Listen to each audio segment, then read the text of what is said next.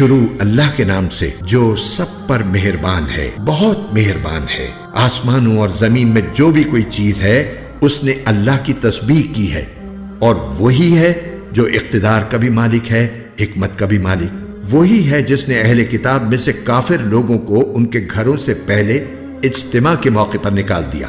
مسلمانوں، تمہیں یہ خیال بھی نہیں تھا کہ وہ نکلیں گے، اور وہ بھی یہ سمجھے ہوئے تھے کہ ان کے قلعے اللہ سے بچا لیں گے۔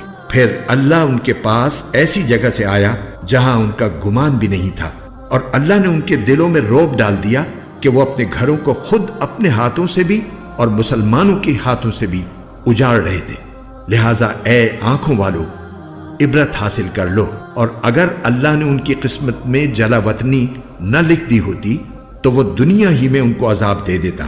البتہ آخرت میں ان کے لیے دوزخ کا عذاب ہے، یہ اس لیے کہ انہوں نے اللہ اور اس کے رسول سے دشمنی ٹھانی، اور جو شخص اللہ سے دشمنی کرتا ہے تو اللہ بڑا سخت عذاب دینے والا ہے۔ تم نے کھجور کے جو درخت کاٹے یا انہیں اپنی جڑوں پر کھڑا رہنے دیا تو یہ سب کچھ اللہ کے حکم سے تھا، اور اس لیے تھا تاکہ اللہ نافرمانوں کو رسوا کرے۔ اور اللہ نے اپنے رسول کو ان کا جو مال بھی فے کے طور پر دلوایا، اس کے لیے تم نے نہ اپنے گھوڑے دوڑائے نہ اونٹ، لیکن اللہ اپنے پیغمبروں کو جس پر چاہتا ہے تسلط عطا فرما دیتا ہے، اور اللہ ہر چیز پر پوری قدرت رکھنے والا ہے۔ اللہ اپنے رسول کو دوسری بستیوں سے جو مال بھی فے کے طور پر دلوا دے تو وہ اللہ کا حق ہے، اور اس کے رسول کا، اور قرابت داروں کا، اور یتیموں، مسکینوں اور مسافروں کا، تاکہ وہ مال صرف انہی کے درمیان گردش کرتا نہ رہ جائے جو تم میں دولت مند لوگ ہیں۔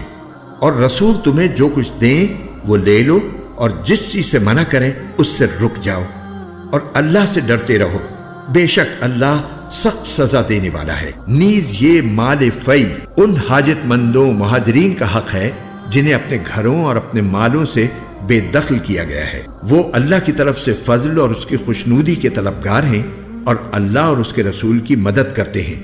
یہی لوگ ہیں جو راست باز ہیں۔ اور یہ مال فی ان لوگوں کا حق ہے جو پہلے ہی سے اس جگہ یعنی مدینے میں ایمان کے ساتھ مقیم ہیں۔ جو کوئی ان کے پاس ہجرت کر کے آتا ہے یہ اس سے محبت کرتے ہیں، اور جو کچھ ان مہاجرین کو دیا جاتا ہے یہ اپنے سینوں میں اس کی کوئی خواہش بھی محسوس نہیں کرتے، اور ان کو اپنے آپ پر ترجیح دیتے ہیں چاہے ان پر تنگ دستی کی حالت گزر رہی ہو۔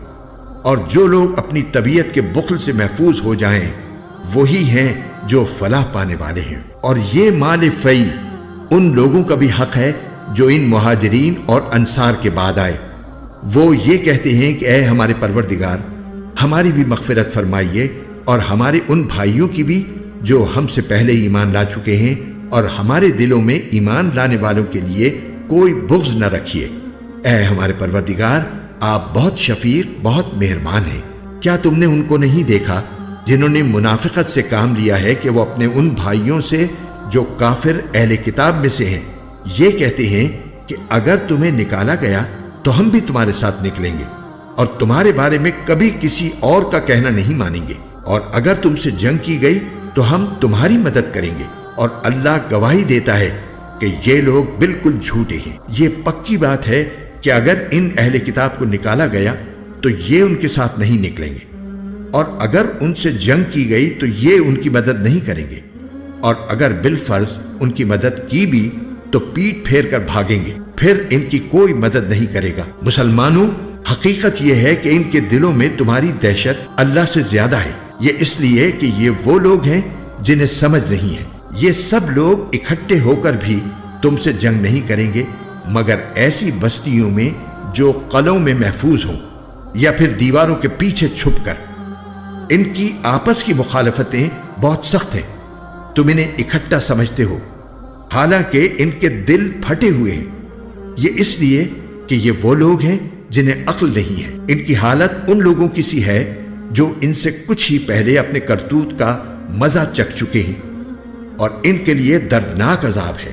ان کی مثال شیطان کی سی ہے کہ وہ انسان سے کہتا ہے کہ کافر ہو جا، پھر جب وہ کافر ہو جاتا ہے تو کہتا ہے کہ میں تجھ سے بری ہوں، میں تو اللہ سے ڈرتا ہوں جو سارے جہانوں کا پروردگار ہے۔ چنانچہ ان دونوں کا انجام یہ ہے کہ وہ دونوں دوزخ میں ہوں گے जहां वो हमेशा रहेंगे और यही जुल्म करने वालों की सजा है।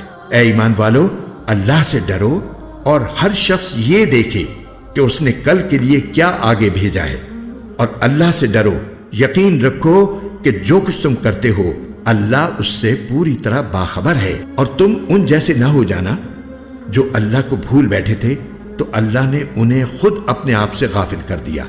वही लोग हैं जो नाफरमान हैं। जन्नत वाले और दोज़ख वाले बराबर नहीं हो सकते। जन्नत वाले ही वो हैं जो कामयाब हैं।